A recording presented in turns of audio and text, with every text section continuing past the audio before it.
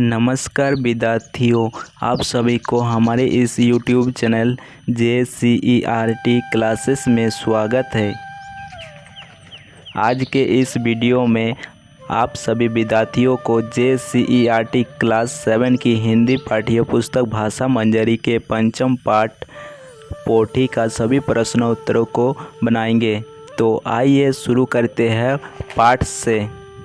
पहला प्रश्न है, बुधन क्यों खुश था, उसे नींद क्यों नहीं आ रही थी। इसका उत्तर है, बुधन इस कारण खुश था कि रात में अच्छी बारिश हुई थी, जिससे गांव के दोहरे से निकले नाले में पानी भर जाएगा और नदी की मछलियां खेतों की ओर आ जाएंगी। वह सुबह जल्दी उठकर मछली पकड़ने जाना चाहता था, इसलिए उत्साह के कारण उसे नींद नहीं आ रही थी। 2 नंबर प्रश्न है, बुधन का आदर्श उसका बड़ा भाई क्यों था। तो 2 नंबर उत्तर है, बुधन का बड़ा भाई मंगल था। उसके रहते बुधन को किसी बात की चिंता नहीं थी। जो भी करना होता था उसके बड़े भाई ही करते थे। वह सिर्फ आवाज़ देने पर उनकी मदद करने पहुंचता था। बचपन से ही वह अपने बड़े भाई के साथ रहा, उनका प्यार पाया, अतः बड़ा भाई उसका आदर्श था।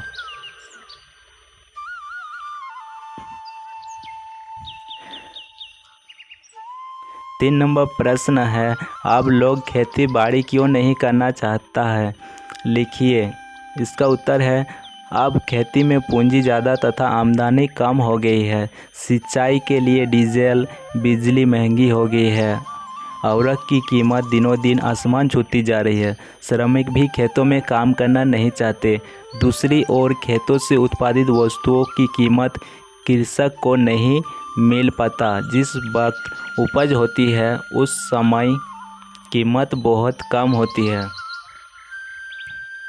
उचित बाजार नहीं मिल पाने के कारण वस्तु का खरीदार भी नहीं मिल पाता, जिससे आमदनी नगण्य हो जाती है, जिसके कारण लोग अब खेतीबाड़ी नहीं करना चाहते हैं।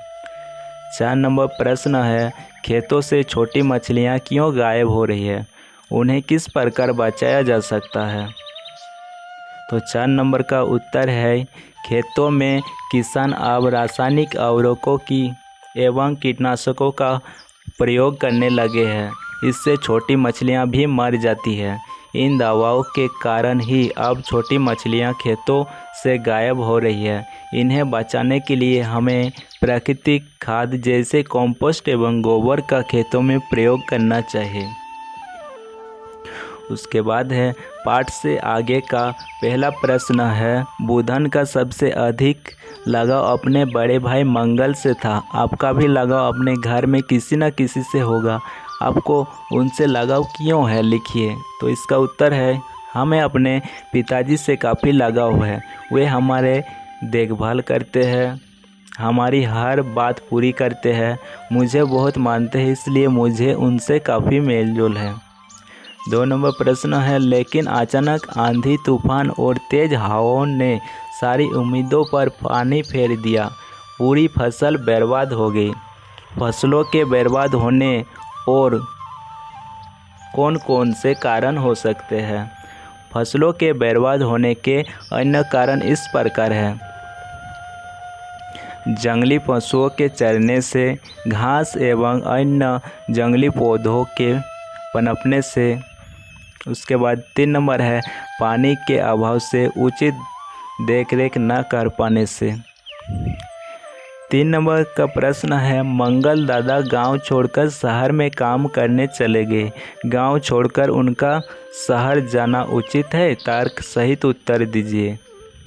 तो इसका उत्तर है, अब गांवों में बेकारी व्याप्त है। सालों भर पेट भर खाना नहीं मिल पाता, काम भी सालों नहीं मिल पाता। गांव में बुनियादी सुविधाओं का अभाव है, अतः मंगल दादा का गांव छोड़कर शहर जाना अच्छा है।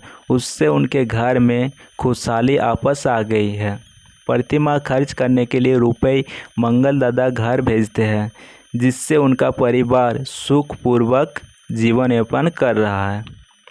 4 नंबर का प्रश्न है, जब रासायनिक उर्वरक और कीटनाशक का चलन नहीं था तब किसान किस प्रकार के खाद का प्रयोग करते थे? तो इसका उत्तर लिखना है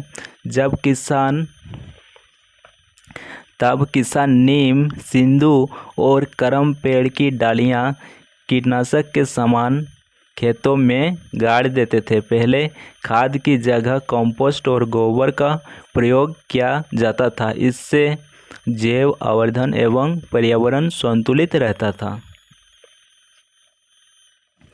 5 नंबर का प्रश्न है, आज खेतों में रासायनिक उर्वरक और कीटनाशक का प्रयोग खूब हो रहा है, क्या यह उचित है? अपने विचार लिखिए।